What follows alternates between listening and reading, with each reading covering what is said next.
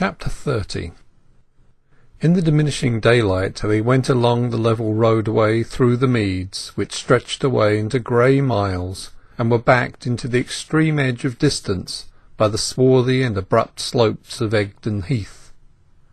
On its summit stood clumps and stretches of fir trees, whose notched tips appeared like battlemented towers, crowning black-fronted castles of enchantment. They were so absorbed in the sense of being close to each other that they did not begin talking for a long while, and the silence being broken only by the clucking of the milk in the tall cans behind them. The lane they followed was so solitary that the hazel-nuts had remained on the boughs till they slipped from their shells, and the blackberries hung in heavy clusters. Every now and then Angel would fling the lash of his whip round one of these, pluck it off, and give it to his companion. The dull sky soon began to tell its meaning by sending down herald drops of rain, and the stagnant air of the day changed into a fitful breeze which played about their faces. The quicksilvery glaze on the rivers and pools vanished. From broad mirrors of light they changed to lustreless sheets of lead, with a surface like a rasp. But that spectacle did not affect her preoccupation. Her countenance, a natural carnation slightly embrowned by the season, had deepened its tinge with the beating of the raindrops, and her hair, which the pressure of the cow's flanks had, as usual, caused to tumble down from its fastenings and stray beyond the curtain of her calico bonnet, was made clammy by the moisture, till it hardly was better than seaweed.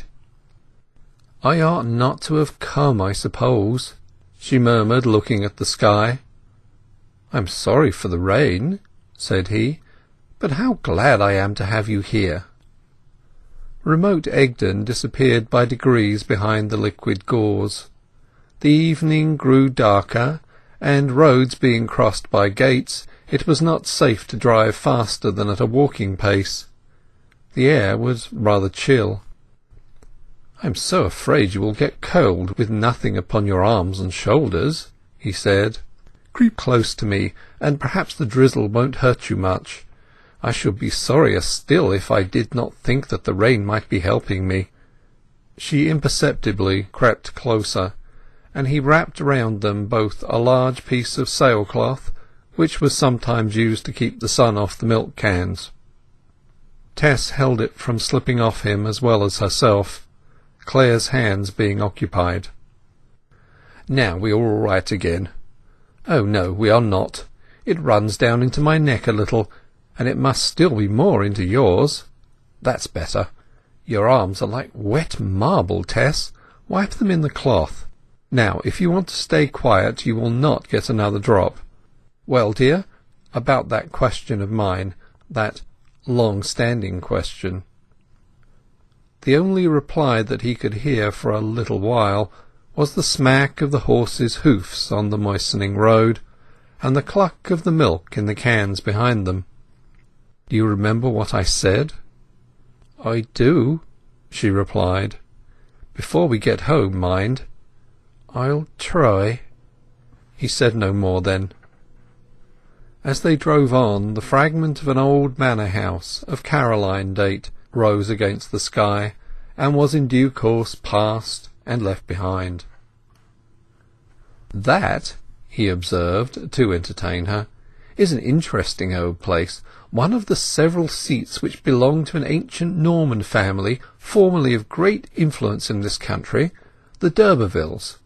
I never pass one of their residences without thinking of them. There's something very sad in the extinction of a family of renown, even if it was fierce, domineering, feudal renown." "Yes," said Tess.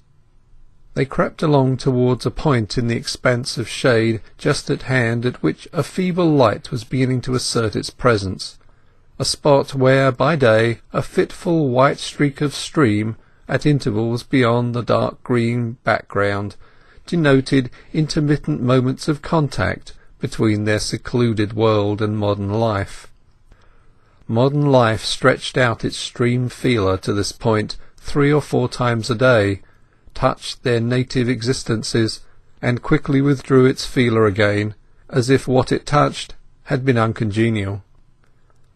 They reached the feeble light, which came from the smoky lamp of a little railway station, a poor enough terrestrial star, yet in one sense of more importance to Talbothays Dairy and mankind than the celestial ones to which it stood in such humiliating contrast. The cans of new milk were unladen in the rain, Tess getting a little shelter from a neighbouring holly tree.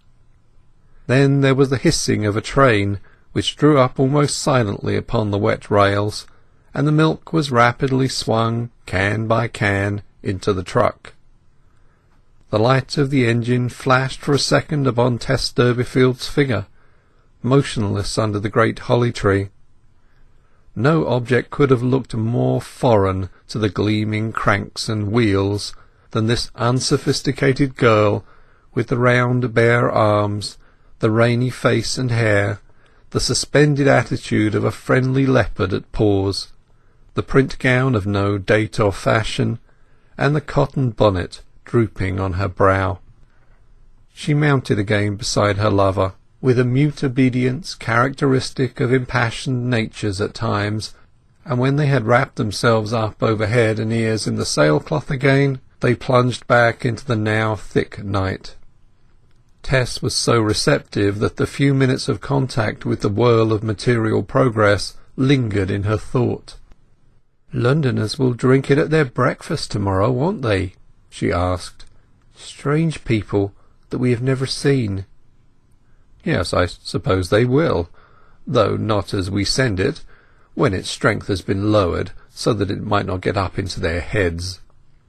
"Noble men and noble women, ambassadors and centurions, ladies and tradeswomen, and babies who have never seen a cow." "Well, yes, perhaps, particularly centurions." "Who don't know anything of us, and where it comes from, or think how we two drove miles across the moor to-night in the rain, that it might reach them in time." "We did not drive entirely on account of these precious Londoners. We drove a little on our own, on account of that anxious matter which you will, I'm sure, set at rest, dear Tess. Now, permit me to put it in this way. You belong to me already, you know. Your heart, I mean, does it not?" "You know as well as I. Oh, yes, yes." "Then if your heart does, why not your hand?" "My only reason was on account of you, on account of a question. I have something to tell you." "But suppose it to be entirely for my happiness, and my worldly convenience also?" "Oh, yes, if it is for your happiness and worldly convenience. But my life before I came here, I want—" "Well, it is for my convenience as well as my happiness. If I have a very large farm, either English or colonial, you will be invaluable as a wife to me, better than a woman out of the largest mansion in the country. So please, please, dear Tessie, disabuse your mind of the feeling that you will stand in my way."